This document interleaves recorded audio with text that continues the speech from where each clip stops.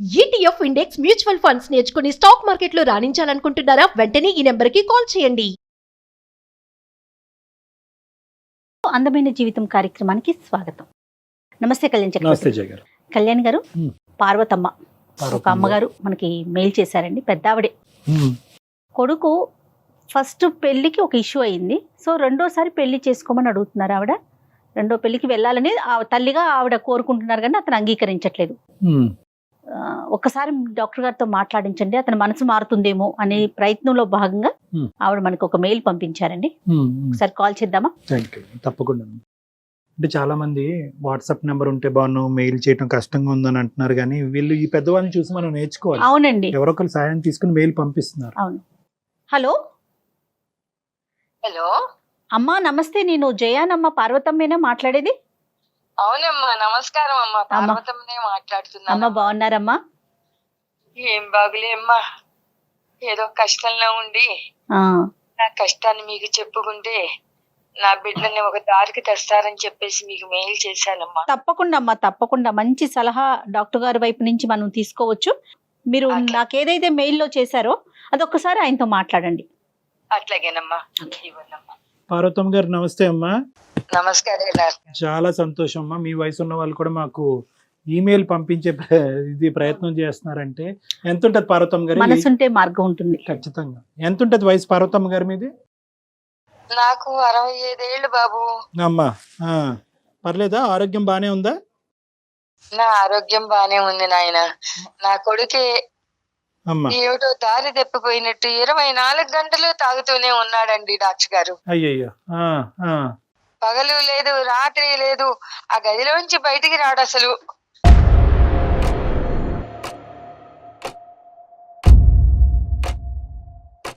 ఎప్పుడు చూసినా తాగుడే. 2 సార్లు బయటకు వస్తాడండి. పొద్దున పూట మందు తెచ్చుకోవడానికి ఒకసారి వస్తాడు. అది అయిపోయిన తర్వాత మళ్ళీ సాయంకాలం పూట వెళ్ళి ఇంకో బాటిల్ తెచ్చుకోవడానికి వస్తాడండి.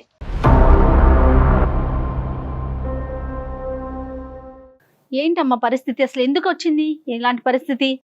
పిల్లవాడు ఇద్దరు ఇష్టపడ్డారు. మాకు పిల్ల నచ్చింది. పిల్ల చూడడానికి బాగుంది, సంసార పక్షంగా ఉంది. ఓన్లీ ఇద్దరు ఇష్టపడ్డారు, ఒకళ్ళకొకళ్ళు చక్కగా సంసారం చేసుకుంటారు. పిల్లవాడి సుఖ సంతోషాల కన్నా మాకేం కావాలి అని చెప్పేసి లవ్ మ్యారేజా?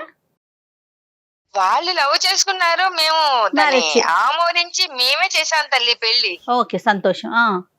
కొత్తగా పెళ్లి చేసుకున్నారు కదా, కొద్ది కాలం వేరే ఉంటాం అత్తమ్మ అంటే, ఓన్లే కొత్త జంట కదా, వాళ్ళకి ఏవో సరసాలు ఉంటాయి కదా అని చెప్పేసి, సరే నాయన అట్లాగే ఉండండి అని పక్క రోడ్ లో పెట్టామమ్మా. అప్పుడప్పుడు మా ఇంటికి వస్తూ ఉండేవాళ్ళు, అత్తమ్మ ఎట్లా ఉన్నారు అని పలకరిచ్చేది. మంచిగానే ఉన్నారు. ఏంటమ్మా సమస్య ఏంటి అసలు? సమస్య ఏమిటి అంటే ఏం చెప్పనమ్మా. పిల్లలు లేరు కదమ్మా? ఉన్నారా? పిల్లలు లేరమ్మా వాళ్ళకి. ఏమైందంటే ఎప్పుడు వారం వచ్చేవాళ్ళు, కొద్ది కాలం నుంచి అసలు రావటం మానేశారు. ఏమైందా ఏమిటో కనుక్కుందాము అని చెప్పేసి, పిల్లలు ఎట్లా ఉన్నారా ఏమిటో, వాళ్లే రావాలా, నేను వెళ్ళొచ్చు కదా నా పిల్లల ఇంటికని ఒక రోజు వెళ్ళానమ్మా. తలుపు తీసేప్పటికి గుండె జల్లు మంది. హాల్లో చూస్తే 5-6 మగవాళ్ళు ఉన్నారమ్మా.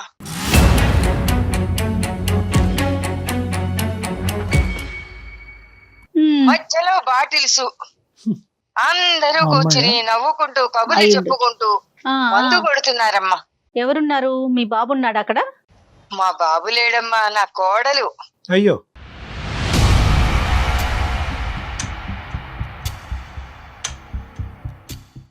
ఒక్కసారిగా ఉలిక్కిపడి చూసి, నన్ను చూసి తలుపు కొట్టి రావాలని తెలియదా అని చెప్పేసి ఒక్కసారి నా మీద విరుచుకు పడిందమ్మా.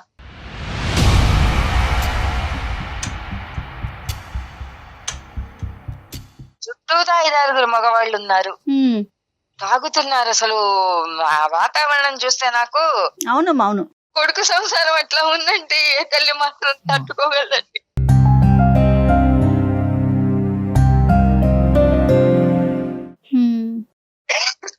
బాధపడకండి అమ్మ, బాధపడకండి, మీరు పెద్దవారు. గుండె చెదిరిపోయిందండి.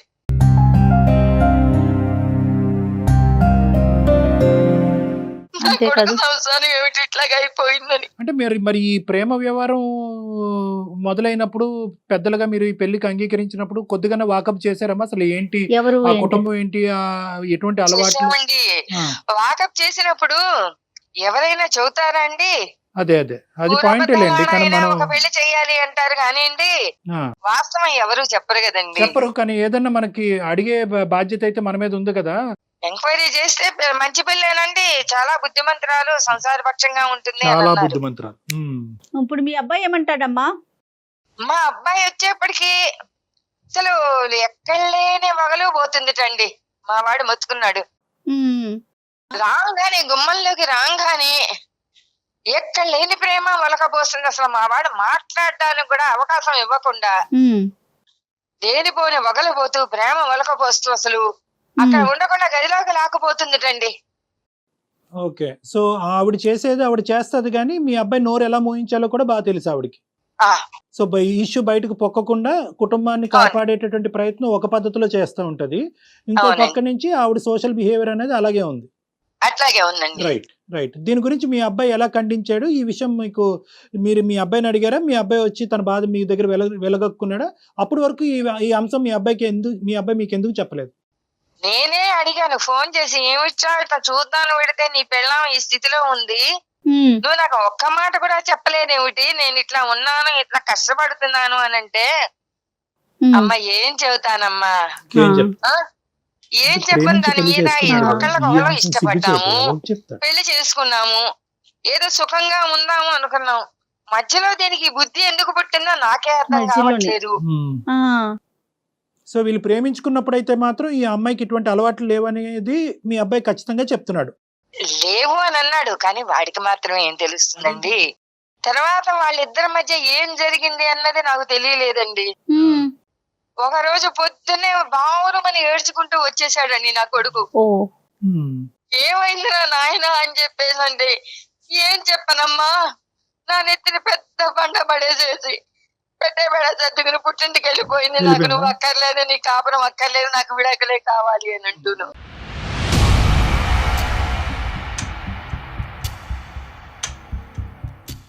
సరే, నా కొడుకు కూడా పిచ్చి వెధవల్లే మారిపోయాడమ్మా. ఉమ్, ఉమ్. తాగుడు ఎక్కువైపోయింది, ఏం చెయ్యాలో తెలియలేదు. ఈ అబ్బాయి తాగుతున్నాడు ఇప్పుడు. ఆ, ఇప్పుడు మొదలు పెట్టాడు. అదే కదా, 2 సార్లు బయటకు వస్తున్నాడట, అదే. బాటిల్స్ కోసం మాత్రమే అని చెప్తున్నారు ఆవిడ. ఉద్యోగం ఏమి వెళ్ళట్లేదమ్మా అతను? పూర్తిగా మానేశాడండి, అసలు వీధి ముఖమే చూడట్లేదు. బయటికి అయ్యో, రామ. చుట్టాల ఇళ్లలో పెళ్లిళ్ళు పేరెంటాలు అయినా కూడా నేను రాను, నువ్వు పో, నేను బయట మొహం చూపించలేను అని చెప్పేసి అంటున్నాడు.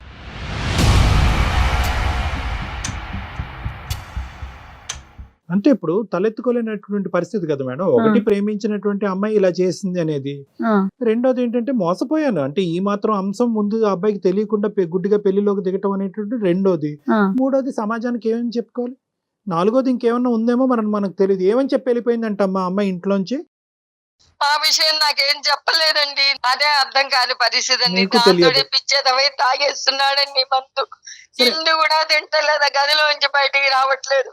అమ్మా ఈ వయసులో ఏం చెయ్యాలో తెలియక గుండెలు పార్వతమ్మ గారు బాధపడుతున్నారు. ఒక్క నిమిషం ఓపికగా వినండి. నేను అనేది ఏంటంటే ఈ రోజు మీ అబ్బాయి యొక్క పరిస్థితి అందరికీ అర్థం కానటువంటిది ఏం కాదు. బహుశా ఆ అబ్బాయి స్థానంలో ఎవరున్నా కూడా ఇదే విధంగా రియాక్ట్ అవుతారేమో. తాగుతారా లేదా అన్నది వేరే విషయం, కానీ ఇదే విధంగా రియాక్ట్ అవుతారేమో అన్నది మనం చెప్పుకోవాలి. ఎందుకంటే కనుక అన్ని విధాలుగా మోసపోయాడు. ఈ రోజు ప్రేమించాడు, అవునండి. ఈ అబ్బాయి తప్పు ఉందా లేదా అన్నది తీసి పక్కన పెడితే కనుక ఆ అమ్మాయి ఈ విధంగా వ్యవహరిస్తూ ఆ అమ్మాయి సంతోషాలకి సుఖాలకి అలవాటు పడి ఈ రోజు ఈ అబ్బాయిని వదిలేసి బయటకు వెళ్ళింది. ఇప్పుడు కష్టపడి తల్లిదండ్రులను ఒప్పించి పెళ్లి చేసుకున్నాడు. మీకేం చెప్పుకోవాలి? మీరు ఆల్రెడీ మనస్తాపకు గురయ్యారు, మీకు వయసు మీద పడింది. సో ఆ అబ్బాయి ఒక పద్మవ్యూహం అనేటటువంటి దాంట్లో చిక్కుకుపోయాడు ఈరోజు ఆ బాధల్లో. సో కాబట్టి ఈరోజు మనం ఏం చేయాలి అంటే కనుక మనం కొద్ది మనోధైర్యాన్ని సంపాదించుకుని మనం నిలదొక్కుని ఆ అబ్బాయి ధైర్యాన్ని నింపేటటువంటి ప్రయత్నం చేయాలి, కానీ మనం విరిగిపోకూడదు. ఇది చాలా క్లిష్టమైనటువంటి పరిస్థితి. బాబు ఎక్కడున్నాడమ్మా? మేము మాట్లాడేదానికి అవకాశం ఉందా? ఇక్కడే ఉన్నాడండి. నేను అక్కడికి ఎన్నో సార్లు చెప్పి చూశానండి. ఉమ్, అది విడాకులు అంటోంది కదా, దాని అది పోయింది కదా, అక్కర్లేదు అని. వెళ్ళిపోయిందా? విడాకులు అయిపోయినాయి అమ్మా? విడాకులు ఇచ్చేస్తాను నాకు అక్కర్లేదు అని వెళ్ళిపోయిందండి. కాదమ్మా, బాబున్నాడా ఇంట్లో? మరి డాక్టర్ గారితో ఒకసారి ఏమన్నా మనతో మాట్లాడిద్దామా? మాట్లాడతాడు ఉన్నాడండి. మాట్లాడిద్దామా? మరి మీరేమంటారు? అట్లాగేనండి, అట్లాగే మాట్లాడిద్దాం. ఇదిగోండి ఇవ్వండి అమ్మా ఇస్తున్నాను. ఒకసారి. నాన్న సాయి, డాక్టర్ గారు నీతో మాట్లాడతా, అట్లా మాట్లాడయ్యా ఒకసారి. పాపం పెద్దవిడికి ఆవిడ చేసిన తప్పు. మళ్ళీ ఏంటి తల్లి నాకు? అయ్యో నా అబ్బాయికి నచ్చదన్నమాట. సరేనా? సాయి, హలో, సాయి, చెప్పండి సార్. గుడ్ ఆఫ్టర్నూన్ నాన్న, బాగున్నావా? ఏం బాగోలేను సార్, చెప్పండి ఏంటి? కాదు నాన్న, ఏంటి సమస్య ఏంటి? అమ్మ బాధపడుతుంది కదా, ఒకసారి మేము ఏమన్నా సలహా ఇచ్చి ఈ సమస్యకి ఏమైనా పరిష్కారం చూపెట్టచ్చేమో అనే ఉద్దేశంతో కాల్ చేసాము. ఏంటి ప్రాబ్లం ఏంటి? ఏం చెప్తాను సార్ అది? చెప్పు నాన్న, పర్వాలేదు. ఇప్పుడు కూడా మీరు డ్రింక్ లోనే ఉన్నారా? అవును సార్, ఇప్పుడే బయటకు వెళ్ళాలి, టైం అవుతుంది ఆల్రెడీ. ఏది డ్రింక్ చేయడానికి బయటకు వెళ్ళాలా? అవును సార్, తెచ్చుకోవాలి. ఇక మీరు ఇప్పుడు కాల్ చేసి మళ్ళీ నన్ను ఆపారు ఏంటో. ఒక గంట లేటుగా తెచ్చుకుంది కానీ ఒక్కసారి మేము చెప్పేది విను. ఏం చెప్తాను సార్ అది? ఏంటి ప్రాబ్లం ఏంటి? చెప్పమంటే ఏం చెప్తాను సార్, చెప్పండి. ఆఫీస్కి వెళ్ళి వచ్చే లోపు, డోర్ తీసే లోపు ఇంట్లో 10 మంది మొగాలు నేసుకొని కూర్చుంటది. ఏంటి ఇది? నేను అడిగే లోపు నా మీదకి వచ్చి నన్ను, నా కన్నొచ్చాడు, నా బుజ్జి వచ్చాడు, నా బంగారం వచ్చాడు అని చెప్పి నన్ను ప్యాంపరింగ్ చేసి ఓ రూమ్ లోకి వేసుకొని పోతుంది. ఏం చెప్తాను సార్, చెప్పండి. ఇంకా కాదు నాన్న, ఎంతకాలం మీ లవ్ మ్యారేజ్, ఇప్పుడు ఈ అమ్మాయి అనేటటువంటిది ఈ విధంగా వ్యవహరిస్తుంది అనేది మీ అమ్మగారికి బ్రేకింగ్ న్యూస్, నీకు బ్రేకింగ్ న్యూసా, లేదంటే నీకు ఈ అమ్మాయి యొక్క మనస్తత్వం ముందు నుంచి, వ్యవహారం ముందు నుంచి తెలుసా? లేదు సార్, యాక్చువల్ అది నా మీద మోజుతో చేసిందో, ఎలా అది దాన్ని ప్రేమ అంటారో, దాని మీద ప్రేమ అంటారో ఏమంటారో నాకు తెలియదు సార్. సో ముందే నువ్వు బురదలో కాలేసావు. ఓకే, అంటే సో నీకు క్లారిటీ లేదు ఎంతకాలం ప్రేమ ఇది? నేను గత 4 సంవత్సరాల నుంచి ప్రేమిస్తున్నాను సార్. 4 years ప్రేమలో ఈ అమ్మాయి వ్యవహారము, అలవాట్లు మీకు తెలియదు. పెళ్ళైనటువంటి దగ్గర నుంచి ఈ అమ్మాయి ప్రవర్తన ఇలాగే ఉందా? సడన్ గా మధ్యలో స్టార్ట్ అయిందా? ఈ స్నేహితులు ఎవరు ఈ మగవాళ్ళు? ఆఫీస్ వాళ్ళ, లేదంటే ఇరుగు పొరుగా, చైల్డ్హుడ్ ఫ్రెండ్సా, ఎవరు వీళ్ళు? లేదు సార్, ఇప్పుడు చూసా నైట్ 1 గంటలకి 2 గంటలకు ఫోన్లు వస్తుంది, బయటకు వెళ్ళిపోతాయి. ఏమన్నా అంటే ఫ్రెండ్ అంటది, పక్కన మొగుడు ఉన్నాడని కూడా పట్టించుకోదు. ఫ్రెండ్ కాల్ చేస్తాడు, నేను పోవాలంటది.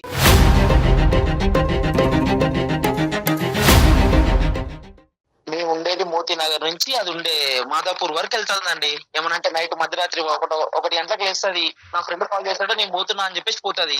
ఏం ఫ్రెండ్షిప్ అండి? ఫ్రెండ్షిప్ తగలబడ అర్ధరాత్రిలో పగలు రాత్రి తాగటం, అదే ఆ ఫ్రెండ్షిప్?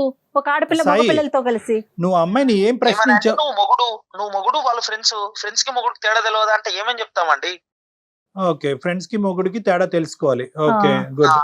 తర్వాత అయినా అదేం ఫ్రెండ్షిప్ అండి? మొగుడిని పక్కన నైట్ పడుకున్నాక కూడా ఫోన్ వస్తే మధ్యరాత్రి మొగుడిని వదిలిపెట్టిపోయే ఫ్రెండ్షిప్ ఏం ఫ్రెండ్షిప్ అండి? Right, okay. ఇంకా వంట వార్పు ఇవన్నీ ఏం వంట ఏం వార్పు అండి? స్విగ్గీలు జొమాటోలు ఏమన్నా వచ్చాయి, ఇక వంటనా ఏమన్నా? అది కూడా ఇదే. ఓకే, బాక్స్ పెట్టవే అంటే నేను ఆర్డర్ పెడతా, నువ్వు పో అంటది. రైట్, అది కూడా టేక్ అవే, అన్ని టేక్ అవే మీ ఇంట్లో. ఇలా ప్రయాణం ఎన్ని రోజుల నుంచి సాగుతోంది మీ ఇద్దరి మధ్య అండి? 2-3 సంవత్సరాల నుంచి అవుతుందండి. మీకు చేతులెత్తి దండమండి సాయి గారు. కాదు, అదే ఇప్పుడు అందరికి, ఇప్పుడు నాకు కాదు, చిన్నపిల్లలు ఎవరన్నా చూసినా కూడా ఈ ప్రోగ్రామ్ క్లియర్ కట్ గా అడిగేటటువంటి ఒక ప్రశ్న. 4 years పాటు ఈవిడ రహస్యాలు, ఈవిడ స్టోరీ 0.5% కూడా నీకు తెలియనటువంటి నువ్వు 2 years లో 100% సినిమా చూపెడుతున్నావు ఏంటి? అంటే ఇది నీ అమాయకత్వమా, ఆ అమ్మాయి దాపరికమా? నేను అడిగానండి, నీకు ఇలా ఎంతమంది ఫ్రెండ్స్ ఉన్నారంటే, అంటే ఏంటి ఫ్రెండ్స్ ఉన్నారా నాకు అని చెప్పేసి మాట్లాడింది. కాదు, పెళ్లికి ముందు వ్యవహారం ఏంటి? పెళ్లికి ముందు ఏముందండి, తిరిగాము, హోటల్కి వెళ్ళాము, చేసేది చేస్తేనే కదా ప్రేమ అంటారు. అది కాదు, అప్పుడు కూడా ఈ ఫ్రెండ్స్ ఉండేవారా? అప్పుడు ఆ ఫ్రెండ్స్ ని సమర్థించావా? నీకు తెలుసా తెలియదా? అసలు తెలుసా మీకు? లేదు సార్, తెలియలేదు. బట్ ఫ్రెండ్స్ ఉంటారని తెలుసు. బట్ ఇలాంటి రకమైతే ఫ్రెండ్స్ ఉంటారని నాకు తెలియదు కదా. సరే సరే, ఫ్రెండ్స్ ఉన్నారని అయితే ఒక ఐడియా ఉంది తప్ప ఇట్లా తెలియదు. వాళ్ళ అందరి మధ్య జరిగే ప్రోగ్రామ్ నీకు తెలియలే? లేదు, తెలియదండి. ఇదంతా ఒక ఎత్తు. వెళ్ళిపోవటానికి కారణం ఏంటి? ఆ అమ్మాయే అన్ని చేసింది, ఆ అమ్మాయే తాగింది, ఫ్రెండ్స్ ని ఇంటికి పిలిపించుకుంది, పగలనక రాత్రి అనక తాగింది. మధ్యలో నువ్వేం తప్పు చేసావని చెప్పి నువ్వేమన్నా అది వ్యతిరేకించావా? గొడవ పడ్డారా? అడ్డుపడ్డావా? దానివల్ల అమ్మాయి వెళ్ళిపోయిందా? లేదండి, నేను ఇలా ఆఫీస్ నుంచి వచ్చాను. రైట్, వచ్చాక నేను ప్రెగ్నెంట్ అని చెప్పింది. ప్రెగ్నెంట్ అని చెప్పింది. సంతోషం. ఓకే, నాకు అనుమానం వచ్చి నేను ఒక క్వశ్చన్ అడిగాను. ఆ ప్రెగ్నెంట్ నా కారణంగా వచ్చిందేనా లేకపోతే ఇంకేదన్నా నేను అడిగాను. అదేం పిచ్చి ప్రశ్న నువ్వు? అదేం పిచ్చి ప్రశ్న అంటే 10 మందితో కలిసి తిరిగాక అది నాదా నాకు డౌట్ వస్తుంది కదా సార్.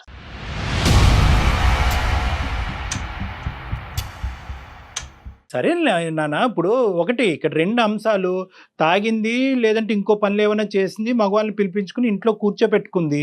నువ్వు ఆ ఇష్యూని మొదటనే అది తుంచేసి అది తీయకుండా ప్రెగ్నెన్సీ వచ్చిన తర్వాత ప్రెగ్నెన్సీ నా ద్వారానే వచ్చిందనే ప్రశ్న అనేటటువంటిది ఎలా అడుగుతావు? నువ్వు ఇలా ఈ వ్యవహారం నడిపిస్తే కనుక నాకు కుదరదు, ఇది ప్రేమ కాదు, ఇది పెళ్లి కాదు, ఇందులో నీతి లేదు, న్యాయం లేదు, నీ దారి నీది, ఇది మానుకోకపోతే కనుక ఐ డోంట్ వాంట్ యూ అని చెప్పి నువ్వు త్రెట్టేసరకుండా 2 years పాటు అలా ఓపికగా ఉండి ఇప్పుడు ప్రెగ్నెన్సీ వచ్చాక ప్రెగ్నెన్సీ నా ద్వారా వచ్చిందని నమ్మకం ఏంటి అని ప్రశ్నిస్తే కనుక ఇంకెలా ఉంటుంది పరిస్థితి? అది చేసే చేతలు అలా ఉంది కాబట్టి నాకు నా అనుమానం వచ్చి నేను అడిగాను సార్. అడిగిన వెంటనే సరే, ఓకే, వెంటనే హాస్పిటల్కి వెళ్ళి అబార్షన్ చేసుకొని వచ్చింది.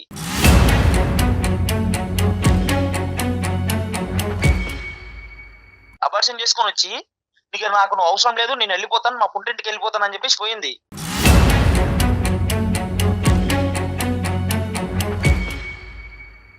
ఓ ఓకే, ఓకే. అబార్షన్ కూడా అయిపోయింది. ప్రెగ్నెన్సీ అవటం, నీకు చెప్పటం, నువ్వు అడగటం, ఆ అమ్మాయి అబార్షన్ చేయించుకోవటం. అన్ని ఫాస్ట్ డెసిషన్సే. నువ్వు మొగాడు కాదని ఒక పెద్ద బండరాయి నా మీద వేసిపోయింది సార్. ఇక ఏం చెప్పమంటారు సార్? ఇక తాగకపోతే ఏం చేయాలి సార్? ఇలా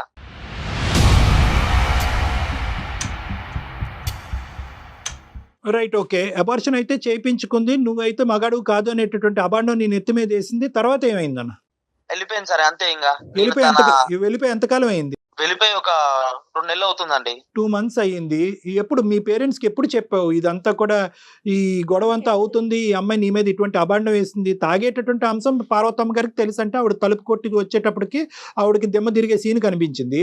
నువ్వు అసలు నువ్వు మగాడు కాదనేటటువంటి అబాండం నీ మీద వేసింది అనేది ఆ సబ్జెక్ట్ ఎప్పుడు చెప్పావు మీ అమ్మగారికి? చెప్పేది ఏముందండి, అదేమన్నా సాధించామా చెప్పుకోవడానికి? అలా బాధ మర్చిపోవడానికి రోజు తాగుతున్నా. సరే, 2 months అయ్యింది, విడాకులకి అప్లై చేశారా ఆవిడ? అది ఏమన్నా చేసుకుంది సార్, మనకు అనవసరం. ఇంకా నాకు పెళ్ళి వద్దు, ఏమొద్దు, ఇలాగే తాగుతూ ఉంటా అంతే.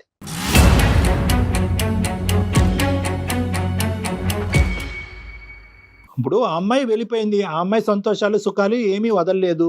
ఓకే, ఆ అమ్మాయి తాగటానికి ఇష్టపడింది, ఫ్రెండ్స్తో పాటు ఉండటానికి ఇష్టపడింది, ఇంటినే పబ్ కింద తయారు చేసింది.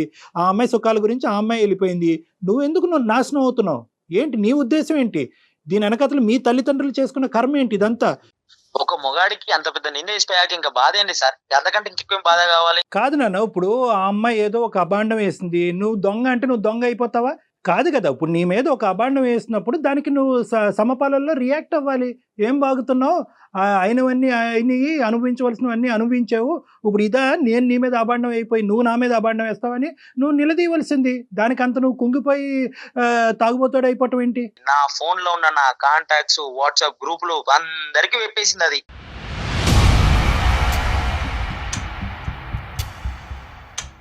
అందరికి మెసేజ్ పంపించిందా? అందరికి మెసేజ్ పంపించింది. ఇంటి పక్కన, ఇంటి ఎదురుగా అందరికి, బజార్లో అందరికి చెప్పేసిపోయింది, నా మొగుడు కాదు, పోతున్నాను. సార్, పెద్దవాడికి తెలియదు పాపం.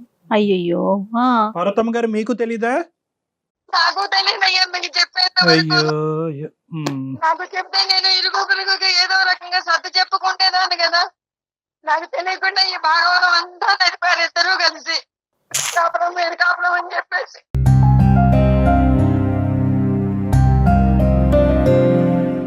ఈ విషయం నాకు ముందు చెబితే నా చుట్టాల వాళ్ళందరికీ నేను చెప్పుకుంటేదాన్ని కదా.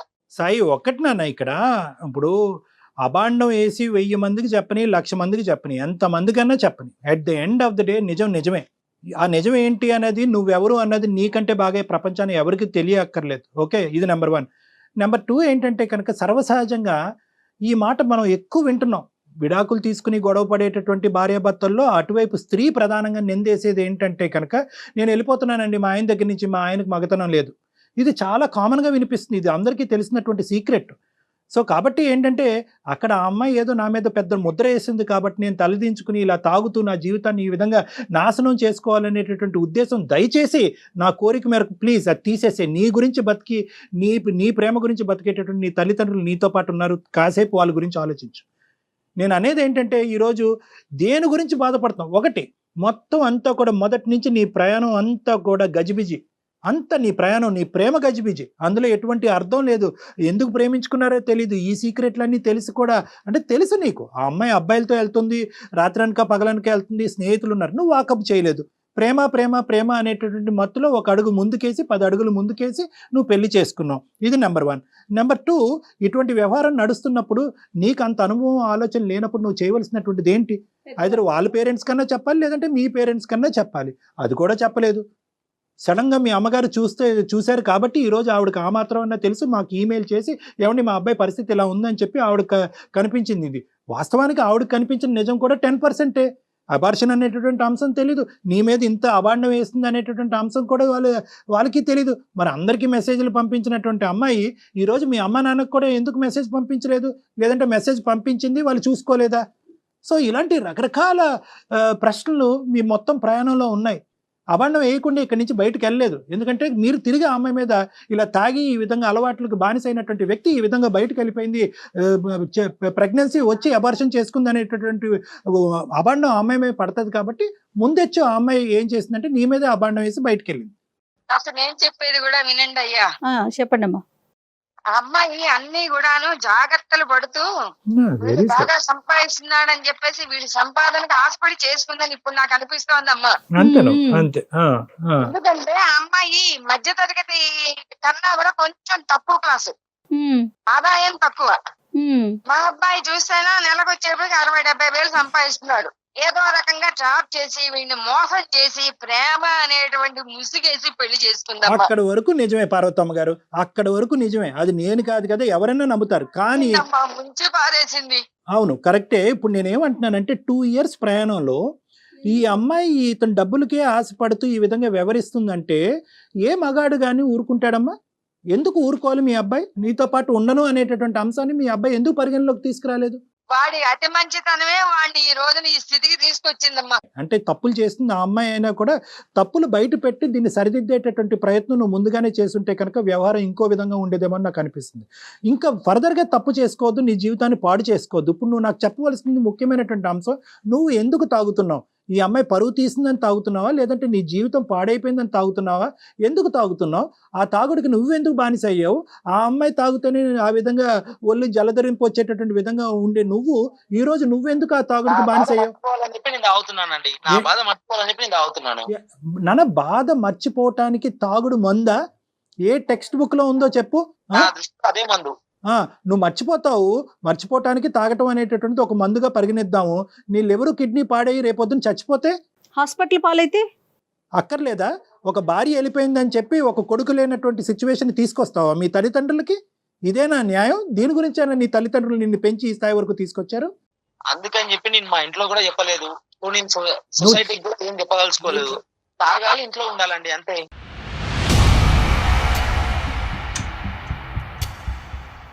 ఇప్పుడు ఆ అమ్మాయి వెళ్ళిపోయింది, తాగుడు నీకు అతికించి వెళ్ళిపోయింది, నీకు అంటించి వెళ్ళిపోయింది, ఆ ఇన్ఫెక్షన్ నీకు అంటించి వెళ్ళిపోయింది. ఆవిడ తాగుతుందని చెప్పి మీ అమ్మ ఇప్పుడుకొచ్చి జీర్ణించుకోలేకపోయి ఇది బాధపడుతుంది. ఇప్పుడు నువ్వు తాగుపోతాడు అవుతావా? నీ లివర్ కిడ్నీలు పాడు చేసుకుంటావా? మర్చిపోవాలి అని అంటున్నావు. ఏం మర్చిపోవటానికి తాగుతున్నావు? ఏ టెక్స్ట్ బుక్ లో ఉంది తాగుతే మర్చిపోతారని చెప్పి? ఎవరు చెప్పారు? ఇది సినిమా, ఇది జీవితం. ఇంకేం చేయాలి? నా మీద అంత పెద్ద అబాండాలు వేసిపోయాక దాంతో ఆ బాధ మర్చిపోవడానికి తాగుడు తప్ప నాకు ఇంకో దారి లేదు కదా. ఏ అబాండం అయ్యా? గాడిద గుడ్డ అబాండం ఏంటి? ప్రపంచం సార్, ఒక మొగోడిని పట్టుకొని నువ్వు మొగోడు కాదని చెప్పాక అంతకంత పెద్ద అవమానం. ఇప్పుడు నానా ఒకటి, ఆ అమ్మాయి 4,000 మంది పంపిస్తే నువ్వు 10,000 పంపించచ్చు. అది కాదు ఇక్కడ లెక్క. ప్రపంచానికి కూడా తెలిసి ఇక్కడ లెక్క ఏంటి అనేది ప్రపంచం ఎవరు విశ్లేషణ వాళ్ళు చేసుకుంటారు. అదేమో సగం మంది చెప్పింది, మా అమ్మ ఏమో మీకు ఫోన్ చేసి నా జీవితం మొత్తం బజార్ లేసారు మీరు అందరు కలిసి. ఇప్పుడు నేను ఎలా ముఖం తిప్పుకోవాలి సార్ బయట? నాన్న, మేము బజారీలో వేయట్లేదు, మేము నీకు సర్ది చెప్పేటటువంటి ప్రయత్నం చేస్తున్నాము. బహుశా ఈ 4,000, 10,000, 20,000 మంది ఎవరికైతే కనుక ఆ మహాతల్లి పంపించిందో వాళ్ళందరూ కూడా ఈ ప్రోగ్రామ్ చూస్తే కనుక సాయి మగాడు అనేటటువంటిది అర్థం అవుతుంది. మేము నీకు సహాయపడుతున్నావా? మార్గం అది బుర్ర చల్లిపోయినప్పుడు ఆ బుర్రను కడుక్కోవాలి మనం ఏదో రకంగా చేసుకుని. ఇప్పుడు తెలిసిందిగా సమాజాన్ని అందరికీ చెబుతారని చెప్పేసి నేను ఆయనకు మెసేజ్ పెట్టాను. ఈరోజు నేనేదో నేను అల్లరి పెట్టానంటావేమిటి? లేదమ్మా, అబ్బాయి కొద్దిగా ఒక ఇమోషన్ లో ఉన్నాడు. ఆ అబ్బాయికి వాస్తవాలు అర్థం కావట్లేదు, జీవితం గురించి అర్థం కావట్లేదు. ఒక 10 నిమిషాలు వింటే కనుక ఇప్పటికైనా జీవితం బాగుంది. అన్ని తప్పటడుగులే. నువ్వు 10 మందితో తిరిగిన ఆడదది, ఇది నా బిడ్డ, నేను ఇలా గర్వంగా చెప్పుకోగలుగుతాను. నేను